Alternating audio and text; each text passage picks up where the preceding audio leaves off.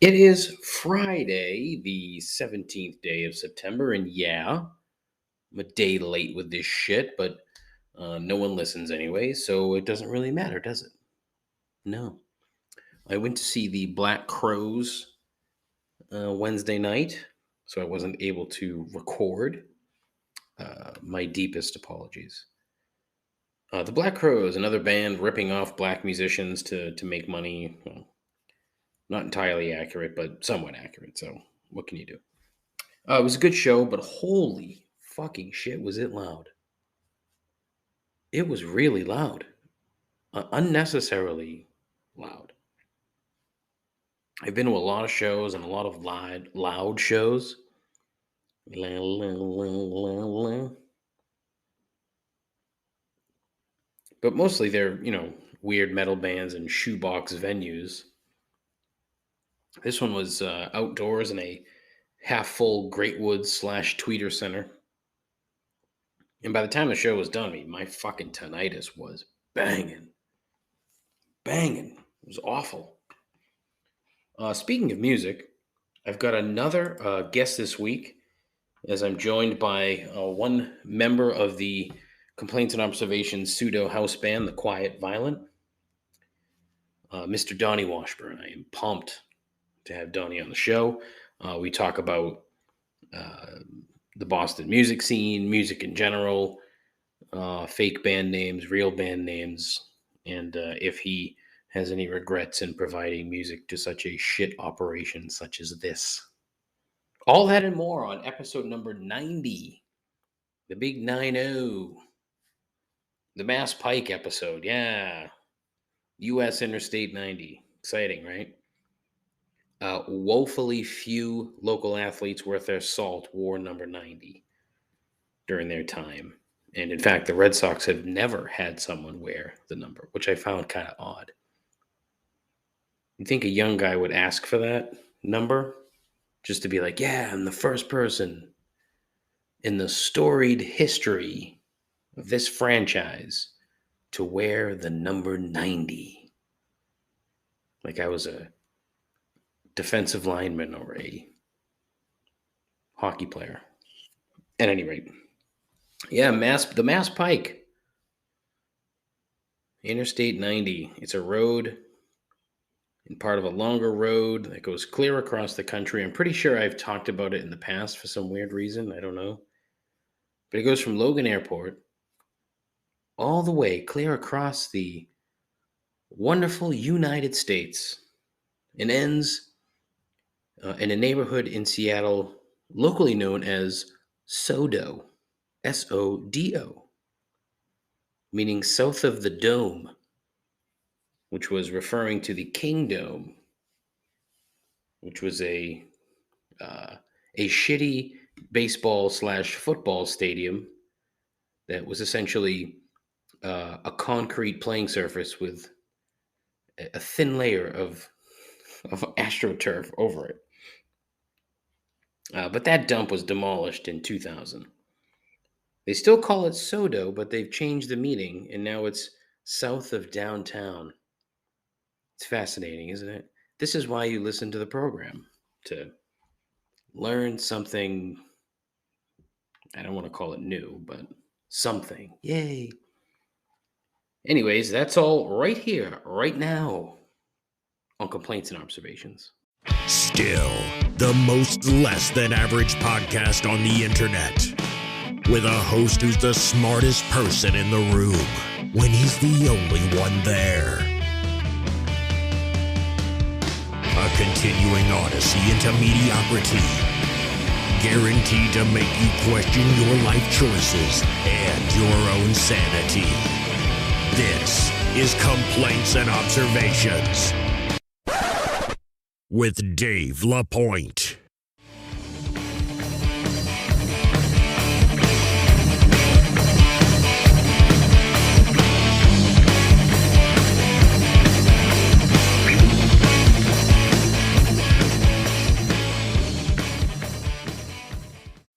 Who the hell is Dave LaPointe? All right, welcome into the program. How you doing? I'm well, thanks for asking. I appreciate it. I would be quite remiss if I didn't begin the program by acknowledging the sudden, well, I don't know about sudden, but um, the passing of one Norm MacDonald. If you do not like Norm MacDonald, I suggest that you stop listening to or watching any sort of stand up comedy ever again because he was one of the best. He will be missed for sure. Um, I'm still really blown away by pretty much everything that I've read about the man, and how genuine and nice and just a kind person that he was, away from the stage and whatnot. So tough loss for anybody who enjoys laughing. Really, at least that's what I think. So. Um, Cheers to Norm. Thank you so much. Greatly appreciated. We have hundreds and hundreds of hours of his material. And so looking forward to falling into a rabbit hole again, watching his stuff. So, yeah. um, Secondly, and not nearly as important, really, but a big day for West Ham today. As I'm recording this on Thursday, our first real um, journey into Europe for European football, and we fucking crushed. I love saying "we" when it comes to soccer. I don't know why I enjoy it so much, but I don't know. I feel like I'm part of, I don't know, some kind of secret group, which I'm really not. But big 2-0 away win at Dinamo Zagreb. An absolute fucking smashing. We're winning Europa. We're massive. Moving on. A lot of things this week. As I mentioned at the beginning of the program, I'm going to be joined by my dear friend Donny Washburn, who is 1/3 of the Quiet Violent. That wonderful intro music that you hear at the beginning of every episode, that comes from that band. I still don't believe it. I really don't. But, we talk about that. So stick around, listen to that. It's a good conversation. We talk about a bunch of shit. How we got into music. We talk about the band. We talk about the local scene.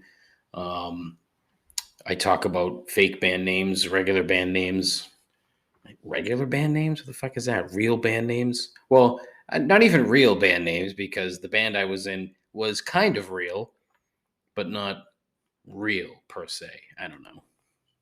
So some of the biggest stories this week, okay?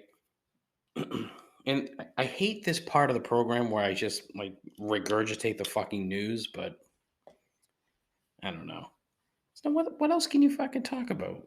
When you don't have a podcast niche, this is what you do. You just read the fucking news like you're, a fucking robot. Robot. Robut. Robot. Nicki Minaj on Twitter. Like, I like Nicki Minaj. I find her entertaining. I also find her to be infuriating because the shit that she tweeted the other day about her cousin's friend in Trinidad getting the vaccine, and then suddenly his fucking balls swelled up to the size of grapefruits. I added that last part, but and then apparently he was impotent. It's like, if you fucking told that girl that the sky was green, is she gonna run around tweeting that the sky is green? I don't understand. It's just that you have it. Okay, here's the thing: people that are immensely talented have. It's almost as if they're like every sort of I don't know, brain cell, every sort of fuck, every brain cell is dedicated to that talent, and less brain activity is dedicated to, I don't know, normal thinking. So here you have Nicki Minaj, with 118 million Twitter followers, saying, "Do your research. My cousin's friend got swollen nuts." Like, what the fuck are you doing? So now this is the problem with it. It was funny, and a lot of shit that came after it very funny. But the problem is you have uh, resources in Trinidad. You have resources here that have to fucking spend the time and effort to come out and say, "Hey, listen, the vaccine doesn't make your fucking balls swell. Your cousin's friend was fucking around and got an STD." And it just so happened that he got the vaccine at the same time, allegedly. And Jimmy Kimmel the other night's like, "Oh, I'd really love to fucking talk to this guy." And then she says back to him via Twitter again, "Oh, he'll talk, but it'll cost you money." It's like, what the fuck are you doing? Just stop. Just quit while you're ahead. Come back and say, he fucking lied about the whole thing because he didn't want to tell his fiance that he was fucking around and got an STD. What are you doing? You can't do that. It's just not. It's not smart at all. Funny as fuck, but not smart at all. So yeah, that was at the top of my list. Handful of other things that I wanted to talk about before I get to Donny. I was going to talk about 9/11 and then the 20th year anniversary of 9/11, which we need another word for bad things in not using anniversary to describe that event. I don't know. There has to be another word, because anniversary is a fun, happy thing. And when you tie it, when something bad happens and then 20 years down the road, oh, it's the anniversary. No, yeah, come up with something else. I don't know. I'm not the guy to fucking talk about that. But the thing that kills me is you see a bunch of people in companies, specifically on social media, posting shit, never forget. But then the next tweet or the next post is like, "Oh, buy our dick cream," or whatever they're fucking shilling. I don't know. It's almost as if they, promptly back to pitching their brand after saying never forget. And if people forget, they're probably a selfish, clueless moron. But, then the other thing is like, "Oh, I remember where I was." Okay, well, unless you were there in any of the, the places that in where this actually took place, who the fuck cares where you were and what you were doing? I was a sophomore in high school, sitting in my biology class when all of a sudden, uh, there was an announcement. Okay, yeah, like you and 99.8% of the fucking country. It's not important. No one cares.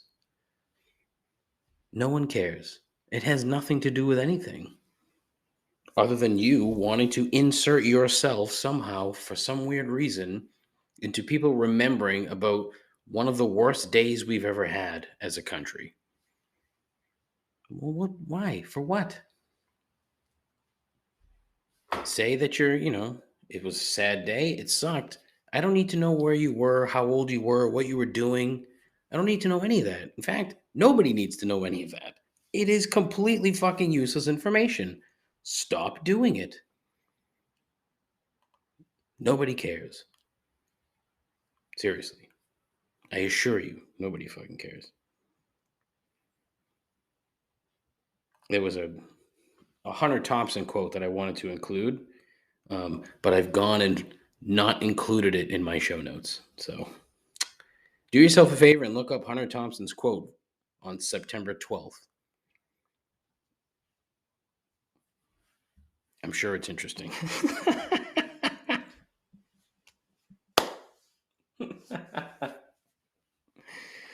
Oh, man.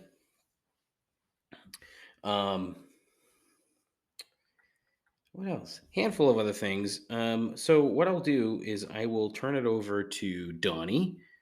This is Donny Washburn of the Quiet Violent. Like I said, I'm Super excited to have him on the show. So listen, stick around. You'll enjoy this conversation. I promise. That is a guarantee. Just like the show's old guarantee, one laugh per episode. It kind of still holds, but not really. But I guarantee you'll like this, so stick around. Donny Washburn of The Quiet Violent. I am absolutely thrilled to welcome my guest this week. He is 1/3 of the band that, for some weird ass reason, decided that they wanted to be part of the show. The Quiet Violent, and just a generally good guy who saved my ass far too many times that I could count during our collective time over at 4 Copley Place. I hope the other 2 listeners of my show will warmly welcome the one and only Mr. Donny Washburn. Donny, thank you so much for agreeing to be part of my nonsense. So how are you, pal? Good to see you. You too, man. Beard's looking great. Well, yeah, it's looking white. I'm getting terribly old real As long fast. as it's full. Full That's true. is what it's. I am what I don't know if you follow that Friday Beers account. I kind of just realized I am Sick Beard Dude. That's one of the characters that they had just made. So I was like, all right, I guess I got to embrace this one because I do it all the time.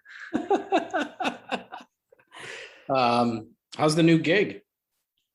The new gig's been good. Yeah, it's crazy because it's like a lot of familiar territory to me, and like I know what to do. Like when something comes my way, but then like I realize like there's so many miles to get there when it was like a few short steps before. So that's been interesting, and it's been cool to kind of try to figure out how to build it and like kind of build something on my own, which is kind of, I know when you get into the depths of it, it can get a little boring when you're talking about logistics, but I me, I was always fascinated by that shit.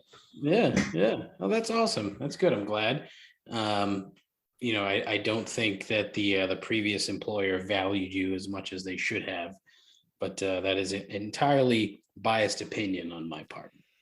Well, I think there's something that we can agree on is that the people there is what make it the most fulfilling. I came across a lot of people who were very grateful for everything that I was doing, work and just getting to work along some awesome people too. There's good people to grab a beer with after work and hang out with just as human beings. So it was always it's something I'm going to definitely miss about it. But this has been so fun. Smaller company. So I don't know. I guess I can plug it. Go ahead. Expert. Plug away. Yeah. It's crazy because like there's like 10 people who I'm employee number 10. Oh, wow. Really? Yeah, exactly. So like, holy shit. Yeah, it's cool because like I rather than having to go like when you're at a bigger company, having to go through a million different people just to get to the end goal where you just got to kind of talk to the person who runs that department. Yeah. Like, and that's like, they're just a slack away. So that's been really fun about it. And like just working with a bunch of people who, I don't know, it's just, everyone thinks differently. So you get that versatility and, makes things exciting for sure. So I've been thrilled so far. And it's only been, it's only week 3. So that's fun. Yeah. So what I was hoping to do was talk about, obviously, the band. Definitely want to talk about that. Your thoughts on the local music scene, Boston music scene, and sort of, I've been woefully disconnected with it for a very long time.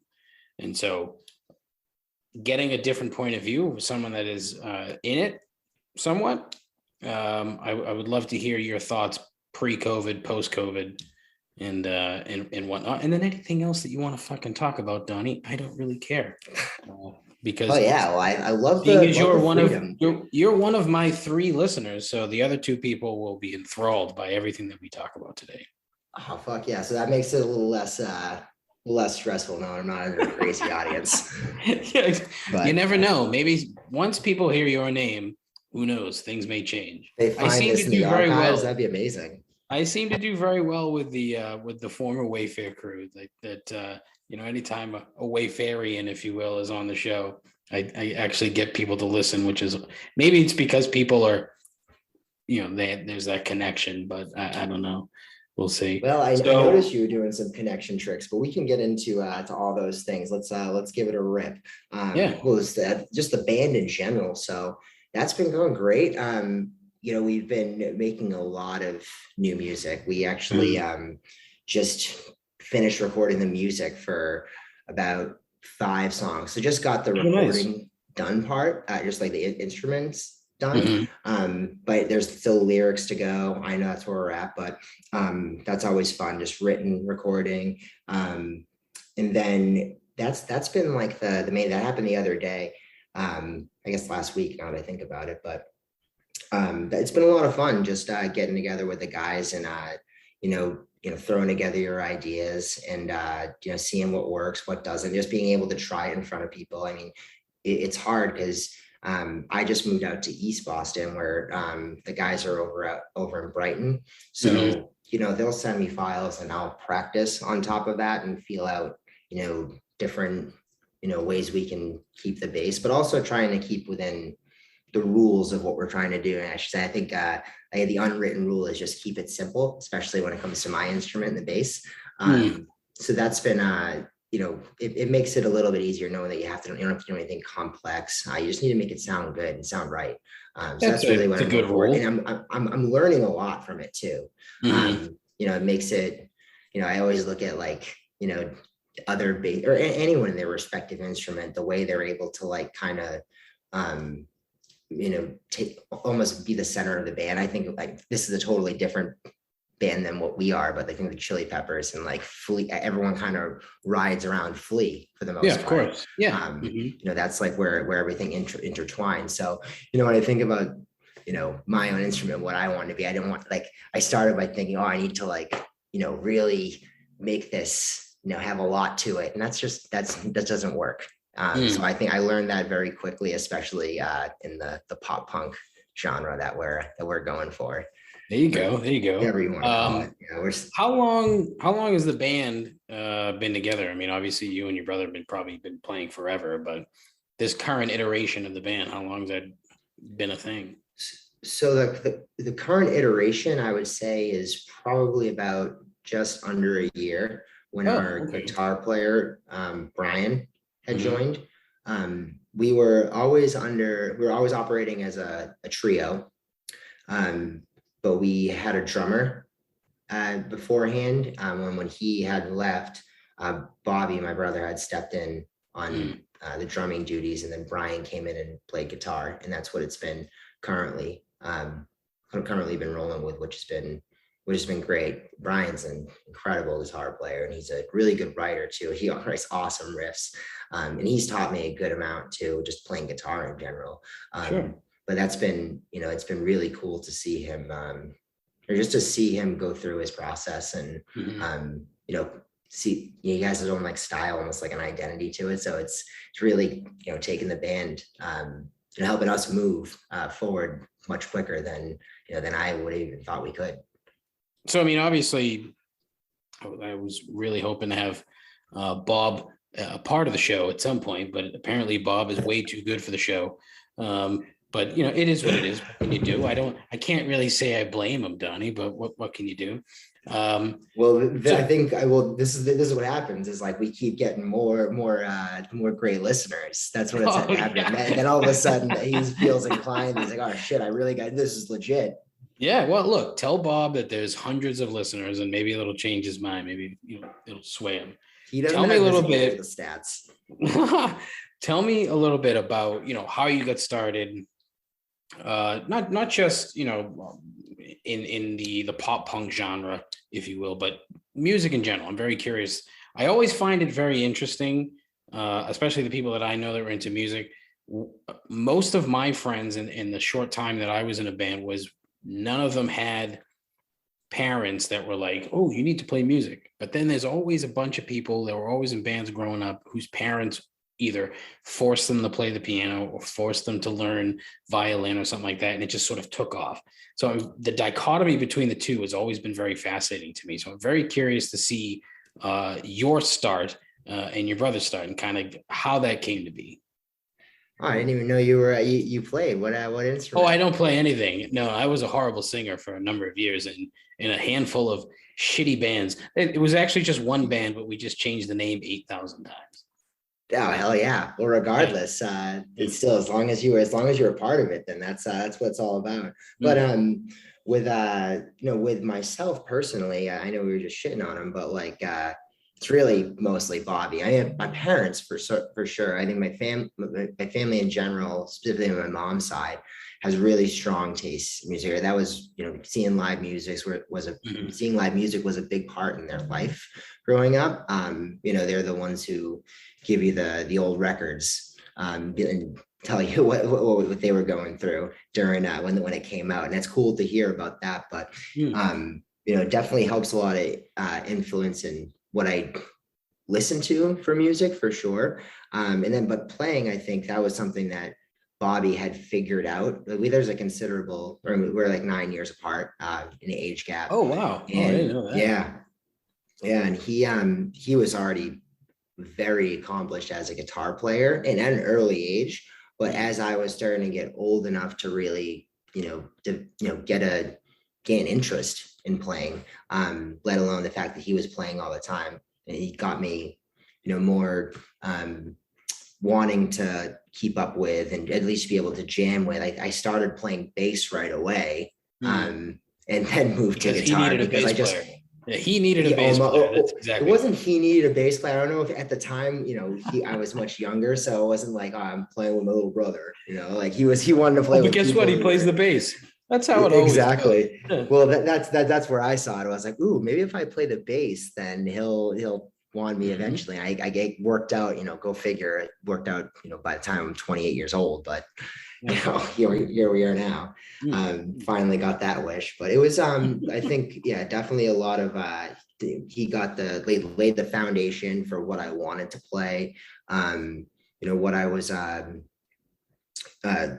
ultimately, like where I got my lessons, he was able to help me out with and know what to learn. And now it's just been go as you please. I mean, I mainly use YouTube to learn things. Mm. Like I obviously learned from him still a little bit, and more on the Mm. recording side, playing Sure. cleaner.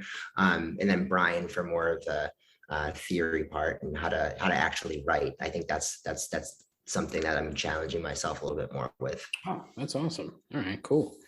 That was good. Good answer, Donnie. Thank you.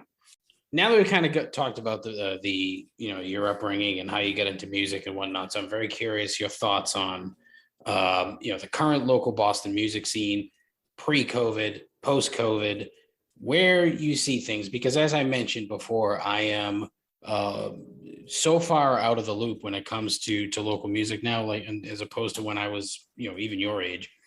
So I'm kind of curious as to see and hear from you what you think the current state of the game is. Yeah, so like honestly, I wasn't when I moved to Boston, I would say, like, which was, I would say 2017, I'd say. Mm. So I explored that as much as I could.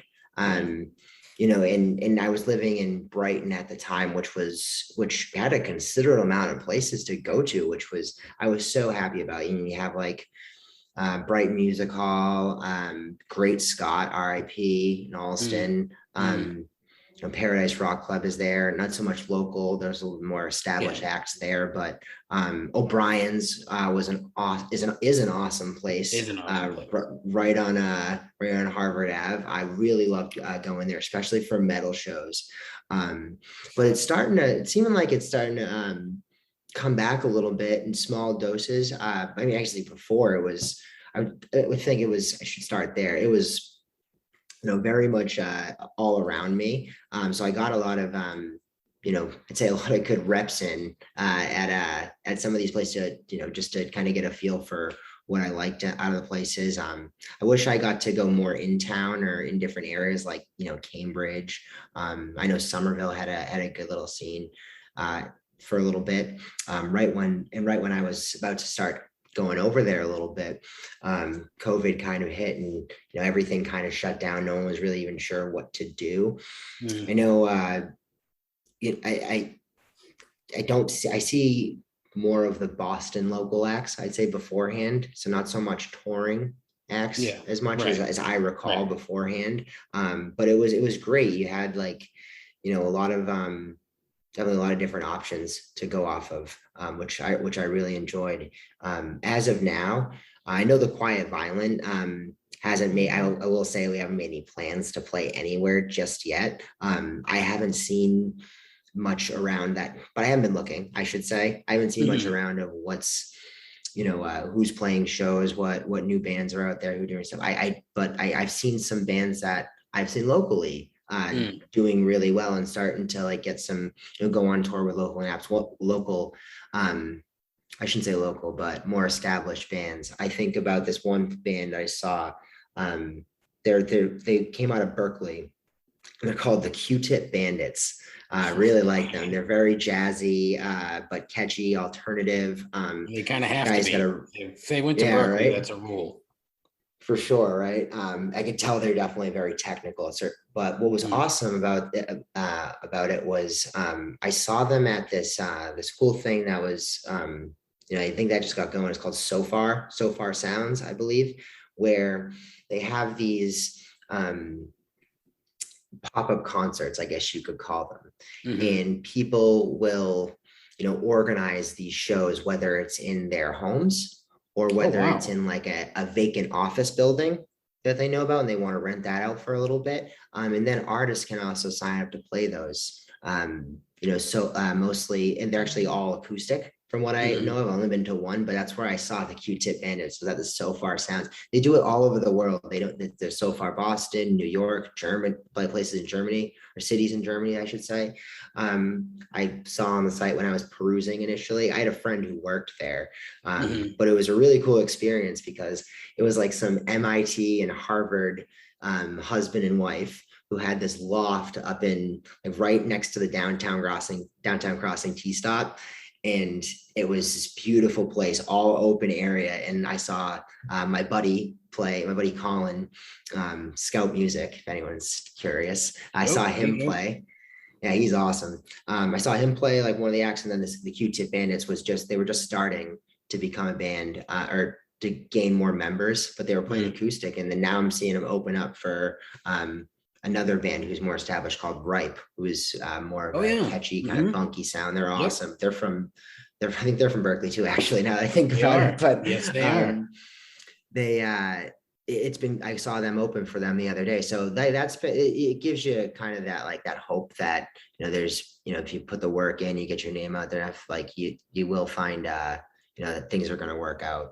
So yeah, that's been, it's really cool to see that kind of going. I definitely want to catch a local show. I'll tell you that right now. I have some tickets for some upcoming shows, like House of Blues and Paradise. But I'm definitely ready to get back to catching some new tunes just from bands I've never heard before. Oh, there you go. Yeah. Awesome. So Far Sounds. What an interesting concept. That's really cool. I'm gonna have to look into that. Oh yeah, definitely check it out. I had a friend tell me they were going to one fairly. They said it in like conversation. I didn't get to actually follow back on it, but I want to know what's definitely going. I want to do it again. It's a wicked fun thing. Yeah, for sure. Very cool. So obviously you kind of touched on it a little bit in terms of the Quiet Violent and what you guys have planned. And you talked about the new music you came in, and I know that when you and I kind of connected, you said you didn't really want to dive too deep into it, but obviously since I've referred to the band as the pseudo house band for the show. So, it's one of the things, and I've profusely thanked both you and Bobby for, allowing your music to be played on my stupid bullshit podcast. But now that I have you face to face, I mean, obviously it's something I need to tell you again. Thank you so very much, because quite frankly, one, it's awesome. And two, it was incredibly nice of you guys to do. So thank you so much. Oh, believe me, like this is something I was so happy you were down for. What drew my attention initially was the fact that Dave Lapointe was doing a podcast, and I need to see what that's about. And then I realized, I'm like, hey, where is he getting this music from? And maybe we can help. Like, that's so. Thank you for putting us on. Like, are you kidding me? Like, whether it's 10 listeners or a million listeners, it doesn't make a difference to me. Well, good. I'm glad to hear that. Yeah. I mean? And Bobby, it's actually hundreds of listeners. So we have hundreds and hundreds of listeners, and you've missed out. So shame on you, Bob. Shame. That's exactly right, Bob. He's going to hear about it. I'm going to make sure first thing. It's a recap. So then kind of give me a little, what you're into now, what you were listening to today. Tell me something, give me something that you were listening to today. All right. Yeah. So I think that I was thinking about this the other day, but I was listening to it today. How like Spotify does those like recaps, yearly recap, like what is going to be my number one artist or song. And I'm pretty confident I'm going to land on this new pop punk band, or newer. They're getting a lot of buzz right now. Hot Mulligan. They're great name. I love the name. First, it is a great name.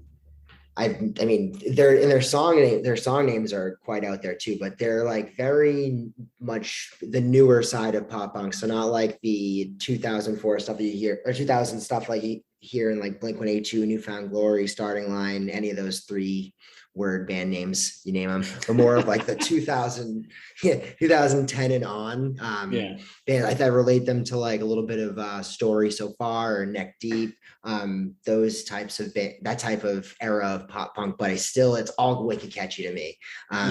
So they're definitely they're probably gonna win on my top artist, and I'd say their top song I would say is I couldn't be more stereotypical with like the number one song on their Spotify right now. Equip Sunglasses is what it's called. Okay. And what I was also pumped about it was one of their songs is actually called Featuring Mark Hoppus, and anything that has to do with Blink-182, I will latch onto in a heartbeat. Is he actually playing on the song? No, he's not playing the song. Yeah, he just named the song. Oh, that is fucking Hoppus. Genius. Yeah. Oh, I love that. Yeah, that's why I latched onto it. It's great. That's so great. But yeah, they've been really killing it. So I want them to come out with more stuff too, because I've already like gone throughout the whole catalog, and I'm just ready for the next thing. They've had 2 dates in Boston. They have Big Night Live, which is that new venue. Oh yeah, at the Garden. I haven't checked that out yet. And it seems a little odd. It seems more like a club than anything else to me. So I'm very curious how it's going to work for an actual band. I know they've had DJs, they've had rap artists. I don't think they've had any bands in there yet. So I thought I had these same exact thoughts. I saw someone put up a Snapchat of like Diplo, whatever the fuck that is, but like it seemed very funny. Yeah, it's not for me, but I know what it is. Yeah. But like that's something that Lupos was doing back in the day. In Prague, they were doing the same kind of dual genre stuff. So like I think it can work out. I need to kind of hear it for myself. I like to go and maybe like it's certain venues don't work for certain artists, but at least definitely want to check out the vibe and see what's going on. Yeah, I mean it's new out there. So, yeah, it's a new venue, so it can't be bad. There was I wish I could remember what year this was, and I wish I could remember the name of the venue. One of the Lansdowne Street venues that before the Avalon or their Access. It might have been Avalon or Access. I think it was Avalon. My friends and I had tickets to see Megadeth at Avalon. I'm very excited. So go out, get some beer, some food, and by the time we leave and actually get to the venue, there's a fucking long ass line outside. What the fuck is this? Sure enough, Megadeth went on really early. The line was for the club after the Megadeth show. By the time we got into the actual show, we saw the encore, and that was it. It's like, oh my Oh, that is God. heartbreaking. Oh, you fucking lousy ass Euro trash assholes waiting to get into the goddamn club. So You're we've shitting never me. made that mistake again. Yeah, it was. I mean, it's a good story to tell nowadays. I was actually supposed to see Megadeth last night. I was gonna say, didn't they play last night? I They saw my played buddy last put up night. a clip of Mustaine ripping. Yeah, they, they I was supposed to go because I really wanted to see Trivium. Well, I've seen Megadeth fucking 15, 16 times, but I've only seen Trivium a handful of times, and they're like probably right now my favorite band. Trivium and Chevelle. Those are the two bands that I'm like really into right now. And so Yeah. I knew that I was gonna miss Trivium or at least some of the shows. I'm like, fuck it. I'm not even gonna bother. You know how like I'm starting to realize that how I go to shows oftentimes for the openers, Mm. and then I find myself leaving, and sometimes that works out for the benefit, like you beat traffic or some Oh shit, yeah. like there's no Sometimes. bullshit crowd that you have to Mm-hmm. deal with, so it works out. But I do sometimes feel like you know when I am doing it's always a great show because I'm like. But what happens is I feel like, all right, there was no encore for the opener. Yeah. Like right. not that long I could give a shit less about the encore, but like something about it, like I want them to play the song, or like there's like there's more of a build, or like you realize you're walking out and it's just dusk. I don't know. I guess I'm weighing out pros and cons, venting that away, but it's happening more often where I'm going for the opener, not the headliner. That's so funny because I mean I was having a conversation with my friends not too long ago, and opening acts came up, and the number of times we saw like really shitty opening acts over the years. I'm into metal, so it's just you see a lot of crap. We saw, I would say, probably over the course of 3 or 4 years, we saw Cold Chamber at least a half dozen times, at least. And they are fucking terrible. I hate them. You saw them like they opened for the opener. They opened for Megadeth. They opened for Fear Factory. They opened for some other bands I can't remember. But we also saw Korn a bunch of times before Korn got huge because they opened for Megadeth. Bravo to them, because like they did it right apparently. Oh my God. No matter how shitty they were, they got that exposure. Like that's absolutely. a good manager right there. Yeah, for sure. That's terrific. I mean, honestly, if that's what you can do, and people are actually going to sit and wait for you to finish playing to get to the headliner, more power to you. That's terrific. All right. So one other thing I wanted to talk about, and it's something that I am a big fan of, is band names in general. So your band name is excellent. It's a great name. It's catchy as hell. And I think it tells a story before you even know like what it is that you're going to listen to. So kudos to you guys. And I don't know who came up with it, but kudos to whoever came up with that name. Go Brendan, our previous drummer. Go Brendan. Kudos, Brendan. Like, hey, we're taking the name Brendan. Sorry. But so for me, I was just like, all right, I'm just gonna like once they said the name, I was like, I'm just gonna design the picks, which that's something right. Oh, actually, your listeners can't see shit, so I'm not even gonna bother. Still getting the hang of this. It's okay. So I have a very long list of terrible band names. And I also have a very long list of terrible band names from I mentioned earlier, the bands that I was in years ago, and I just wanted to get your educated opinion on a handful. All right. Okay. So let's go. The first fake band name, Cold Meat Jelly. Cold Meat Jelly. All right. Cold Meat Jelly. So what were we going for there? Was this was no idea. It's just a band name. So you can take this and run like sludge metal, Love it. All right. I'm gonna write that down. Cold Meat Jelly. That's a winner. Cold Meat Jelly. The Devil's Boner Garage. Wow. All right. The Devil's Boner Garage. What? So this was this just like one that you were under this Nope. brand, or this just came up out of nowhere for terrible yeah. band names? I've gone to the point now where I'm having conversations with my friends, and anytime like something weird comes up, I'll instantly stop and say, "Ooh, that's a good band name," and then write it down. How the Devil's Boner Garage came up, I don't know. You know what? I know a guy who was very much into it, and then I started getting hooked on it myself. You realize it and thought, does that even make sense? No. I feel like they just took like some like a dark pornography. And pretty like, much. You know, they just kind of decided they want to go the band route, you know? Love it. One of the band names that we came up with when we were playing was called Return to Zero, which sounds like a cheesy 80s action film. And the only reason we came up with Return to Zero is because on the Tascam 8-track recorder that we had, there was a button, RTZ, Return to Zero. I'm like, that's a fucking really good It was band. right in front of your face. Right in front of the face the whole time. I think that lasted 2 weeks before we changed it, but that was I always liked that one. Before you returned to zero again? Well, before we came up with just quit? No, not quite. Then there was let's see, what else did we have? We had Void.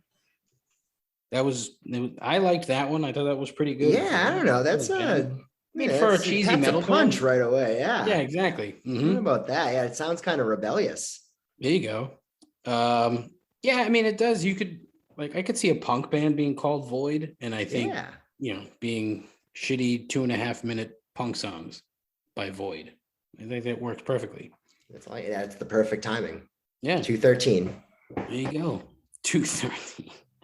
And then one that I always found to be very strange, and I'm not even sure how we came up with it. We invented a fake person's name, Jackson Fairbanks. And that was the name of the band for a bit, Jackson Fairbanks. Jackson Fairbanks. All right. I kind of like it. It's not terrible. And I have no idea where it came from. But like, and you know, it's kind of because you could, I think like Jackson Brown, like goes to my head right away. But like, that could throw someone off. I mean, it'd throw me off. There you go. Like going to the show, we're going to see Jackson Fairbanks, and like thinking you're going to get like, you know, something like soulful, and then all of a sudden it just turns into like thrash metal. It's like, and that's exactly what it was. Yeah, it's just like a thrash band. Like when you're going to take a sip of Coke, and all of a sudden you realize it's orange juice. You just totally missed. Or you think it's Diet Coke, and it's Captain and Coke the whole time. There you go. That was how about a callback? Good reference. Right? Yeah, there you go. Went down memory lane right there, real quick. Yep. And then the last fake band name, Breadcrumb Pubes. Wow, in your face. Breadcrumb Pubes. Or like the statement of the year right there. Like you really can you visualize that one on the marquee? I think Breadcrumb Pubes would be more like a almost like a not quite Tenacious D-ish, but like like the opener for Tenacious D? Yes, exactly. Yeah. Like a comedy rock band, the Breadcrumb Pubes. Yeah. I guess that, you know what? I guess that does work. Yeah, almost like kind of like a Flight of the Conchords kind of deal. Kind of, except not nearly as kind good. Of deal. Yeah. No, I think that the name definitely draws the right crowd in, depending on what you're trying to do. So if you think about it in that light, I'm for it actually. You just totally spun me on breadcrumb pubes. I don't know what kind of crowd. Trademark that fast. Yeah, there you go. All right. Well, listen, dude, this has been fantastic. I really do appreciate the time and the effort and the waiting for me to get my shit together here. It's appreciated. And, the invitation is extended again for Bobby to come on the show and give his side of the story. Not that there's really a side, but, I'd love to hear from him as well. And, if there's any time you guys are ready to play out, let me know. I would like to go, and two, I would like to plug the shit out of your show. But this was awesome, and I can't thank you enough. Dude, I'm so happy to do this, and thank you for having me on. Like, I was looking forward to it the whole time, and I'm glad to hear that the offer still stands on the table. We'll definitely get the word out and make it happen for sure. There But you go. Awesome. I will keep you posted on whatever we're doing, and if it makes sense to time it out that way. So we'll still be in cahoots. Awesome. Donnie, thank you so very much. Take care. Dave LaPointe, you're the man. Be easy now. You too, bud.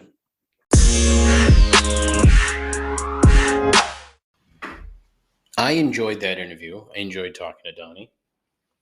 I am very much looking forward to seeing the Quiet Violent live at some point. So what I will do, as soon as I hear from the band that they are gigging out, I will share with the two other people that listen to this podcast to make sure that they attend.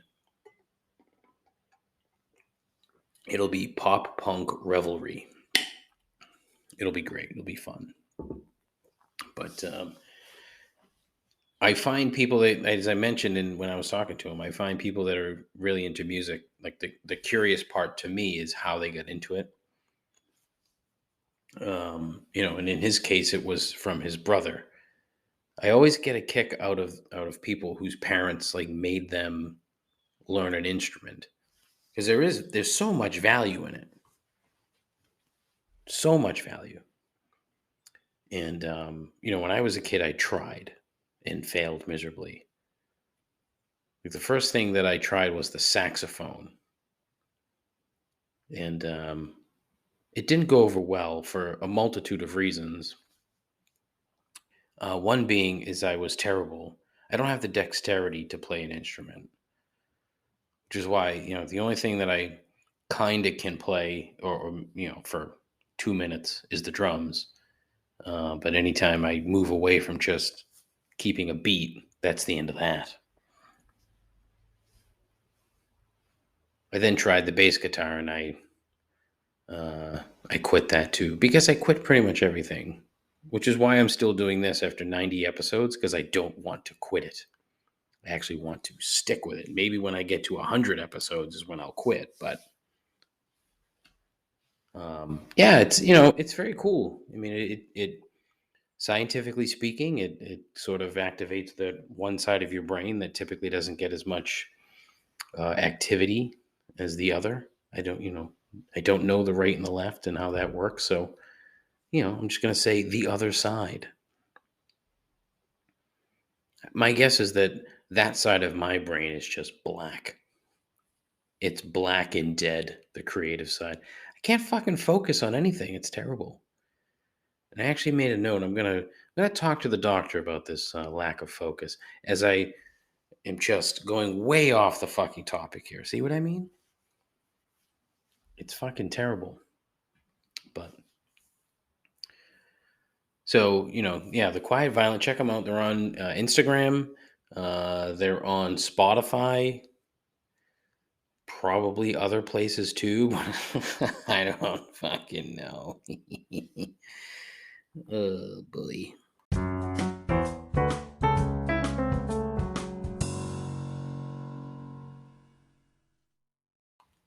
Okay, as it is Friday, it is time for 3 gripes. Except today, you're getting 4 gripes.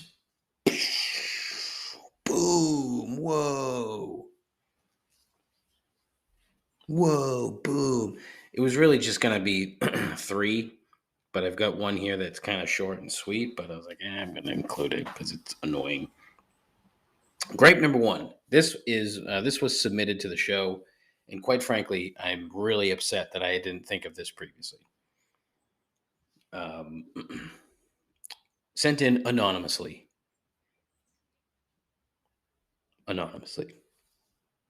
Quote, number 1 complaint: having to poop right after a shower. And then in parentheses, I'd like my name to be removed from the record on this one, end quote. Well, anonymous complainer, thank you very much. I appreciate it. I really hope that he or she thought of this, immediately while taking a shit. Oh, so like they they get out of the shower, drying off, the mood strikes, and you're like, ah, fuck. And then you sit down, and you're like, oh, this would be a good one to send to Dave. That's the number one goal of any podcast host, to be thought of by a listener while that listener is taking a shit. Any host saying otherwise is a fucking liar. I'm sure there are a bunch of different places where a podcast host would feel honored to be thought of by a listener at any given point. And there's a very long list. At least I think. Maybe that should be the next question of the week.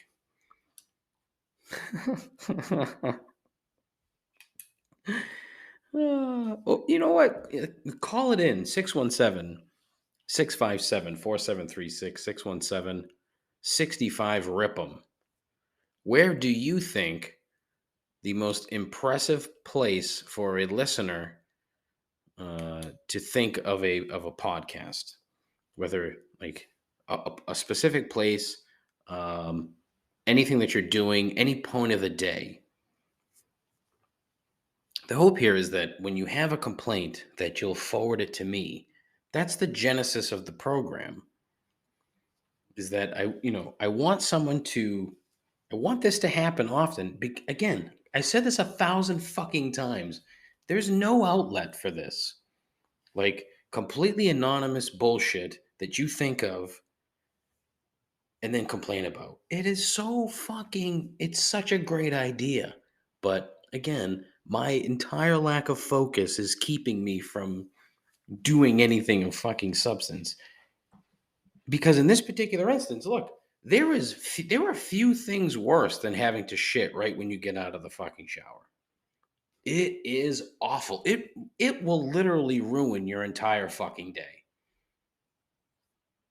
I've been known to, like, if that's happened, this has happened a couple times where I'll get out of the shower, dry off, I'll do my fucking hair, then all of a sudden, oh, I gotta take a shit. I'll get back in the shower. I'll take a second shower. I'm not above that, and really nobody should. Because that's something that needs to happen. How do you fucking go the rest of your day having taken a shower, then a shit? That's not how it works. You shit first, you shower, then you shave. Shit, shower, shave. That's how the order goes. If the order is all fucked up, you're screwed. You can't shave first and you can't shit last. Oh, that's funny. You can't shave first and you can't shit last. That is a dynamite t-shirt. Man, love that. Somebody should steal that. That's good. Gripe number 2, life coaches. Life coaches. These fuckers are all over social media. They are all over social media. Where does that accreditation come from? If you call yourself a life coach and you have a psychology degree, okay, fine. I need that psychology degree to come from an actual school. I say actual school in a completely derogatory manner, meaning if you're strictly an online school, it don't count. I'm sorry. As someone who came from a half and half online / physical school, that kind of counts. But I mean, they all talk on social media in these weird generalities as if every fucking person is exactly the same, with a bunch of fucking dumb quotes, a bunch of, happy-go-lucky gobbledygook bullshit. And I don't mean to shit on psychology as a profession. No fucking way. In fact, it's quite the opposite. I find psychology to be very interesting. In fact, I just put up a blog post recently about sort of psychology in some way, shape, or form. complaintsandobservations.com. Check it out. But the term life coach, like if I were to hire a life coach and you tell me that it's a 6-week program, that doesn't work. Because now you're a 6-week coach. You're not a life coach. Like, get the fuck out of here. I understand it's just a title, but stop. Come up with something better. Just call yourself a fucking psychologist. Why is that such a... does it carry a negative connotation somehow? And where did it come from? It's stupid. I don't like it. And life coach is worse. I don't know why that jumped out at me, but it jumped out at me, so fuck it. Gripe number 3, the Met Gala. Am I supposed to really know what this is or be impressed by it at all? Like, it's a bunch of fucking rich people playing dress up to raise a shit ton of money for the Metropolitan Museum of Art, which is another fucking foo-foo place. I don't even want to call it that. I shouldn't say that. I've said my piece about art and how it's entirely subjective and 9 times out of 10 dumb. But then again, I'm a dumb person. So, I can't see, the snow shovel hanging from the ceiling as having some sort of artistic value. So that makes me stupid and I don't get it. But ultimately, it's not an event for most people on the planet, literally.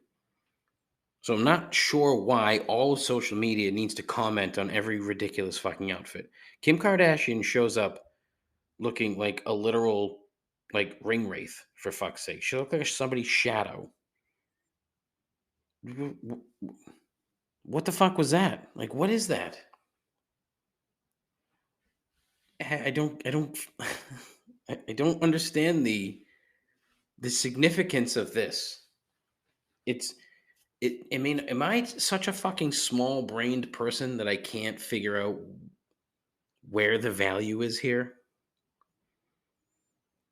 I mean, just call it early Halloween, hand out candy, collect your money, and move on.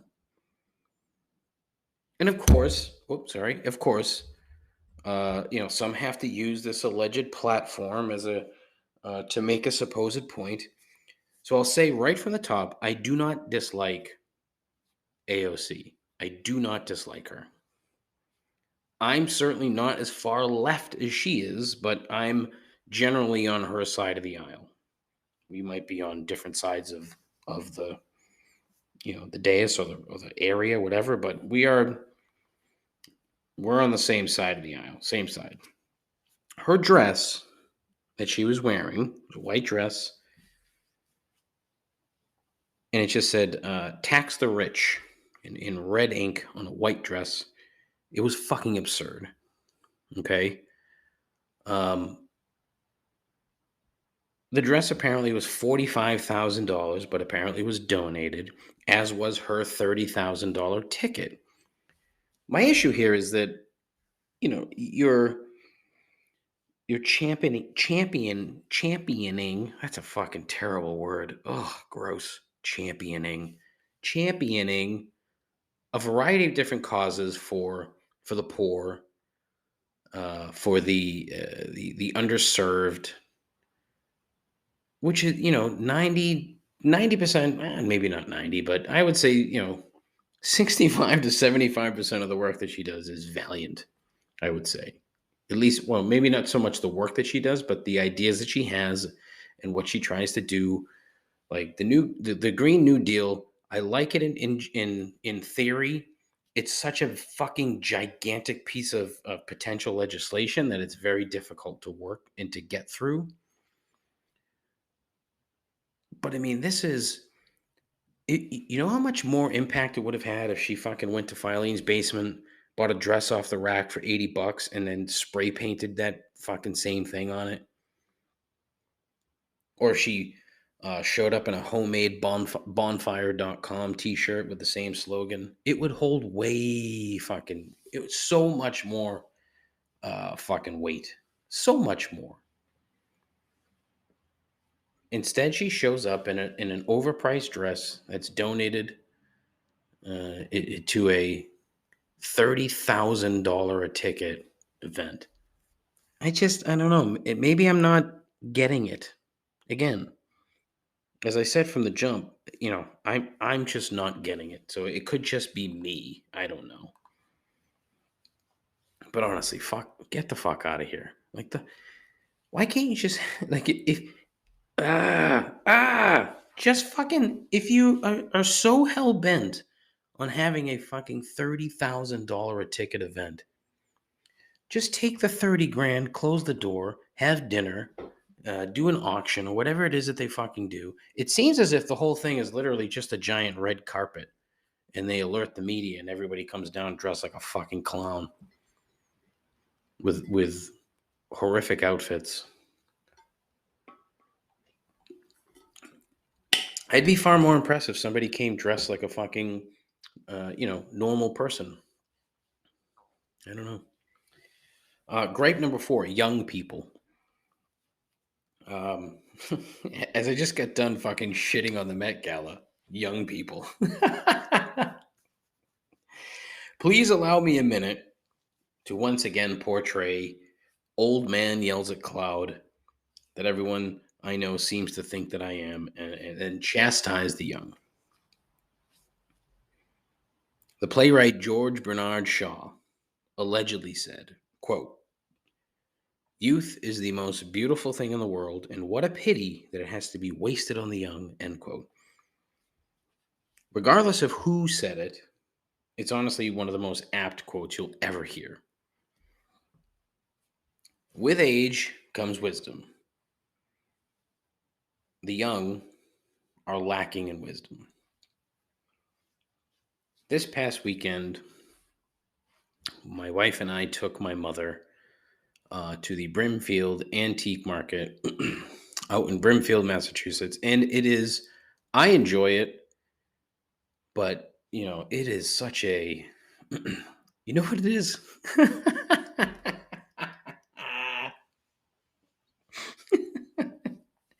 The Brimfield Antique Market is the Met Gala for the poors. I don't know, maybe, but the fucking costumes at this place are fucking ridiculous. The people are so many of the people are ridiculous. It's such a look at me type of thing. It blows my mind. And so, I've been going for a while now. I would say, Christ, it's been going for a solid 10 years, maybe a little more. And it's gotten progressively worse every year with just the level of douchebaggery. But the general point of this particular gripe is that I was getting a coffee. And of course, it has to be, bougie coffee. I'm a coffee snob, so I appreciate it. The sign said wicked good coffee. So I walked over and said, "Hey, is the coffee actually wicked good?" And the woman said, "Well, yeah, of course, we wouldn't call it wicked good coffee if it wasn't." Well, okay. The coffee was okay. But the point is, as I'm standing there, 2 young people are behind me. These people were probably in their early 20s, if I had to guess. And one of them says to the other, quote, "Growing up in suburban USA is so draining," end quote. Immediately, I perked up and I was very close to just kind of turning around and saying, "What?" But no, I kept my wits about me, waited for my mediocre cold brew to be complete. And it got me thinking as I was walking back to meet my wife and my mother. What exactly is so draining about growing up in suburban USA? Especially as a white person, you have immense opportunity just because of the way that you were born. In comparing a bad suburban upbringing to 95% of the upbringing of pretty much everyone else on the planet, you're doing quite well. But it just kind of gives you an idea that the American youth specifically take for granted just how well they're doing in the grand scheme of things. And look, I understand that growing up is tough. It's hard. And I say that it's mainly because you're spending so much time trying to figure out who you are. That's the hard part. That's what's draining. It's not the actual growing up in suburban USA. It's trying to figure out who the fuck you are. Here's the problem though. You'll never fucking know because change is constant. You'll never figure it out. And that's a part of life is spending the time trying to figure it out, but you'll never get to that point. And that's not a bad thing at all. It's really not. Personally, once you figure out that you can't control literally anything except for yourself, it makes life a little bit easier. Not much, but just a little bit. It takes some people much longer than others to figure shit out. And in most cases, you won't figure shit out. You'll go through life figuring something out. You'll be like, okay, I'm good. And then something else will come along and fuck the whole thing up. I just find it so strange that kids just, I don't, it's almost as if they're looking for excuses for why they haven't figured shit out. It's not because life inherently is difficult. It's because of, suburban USA. Like this fucking dumb hippie was saying at the Brimfield Antique Market / fucking earthy, crunchy Met Gala-ish thing. I don't know. It really struck me the wrong way when this kid said this, and it jumped out at me, and it was something that I needed to write down because I felt this is a quality gripe right here. And I think it was. I think I mostly got my point across in a babbling, random thought kind of a way. Yeah? No? Well, please tell me 617-657-4736. Leave a voicemail. Let me know. I would love for someone to use this fucking thing. I love voicemails. They're fun. Enjoy them.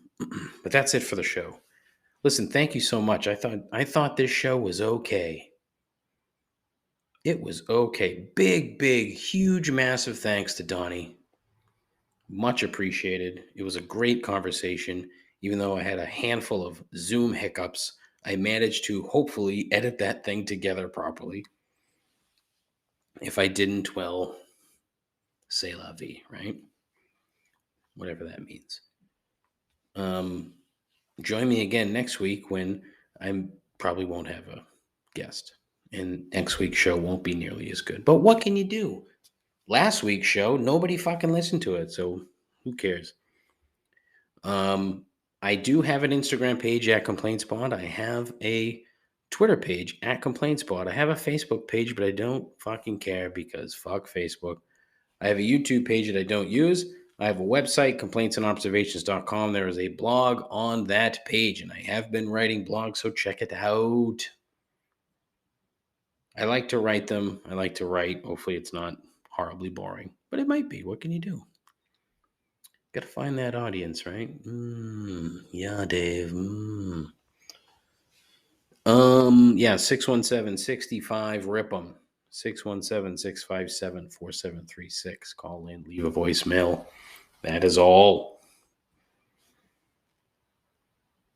Tell your friends, tell your moms. Take care of each other. Wait, no, what? Fuck. That's like 2 weeks in a row. I fucked up the ending. Fuck. Take care of yourself. Take care of each other. Godspeed. Ta-ta.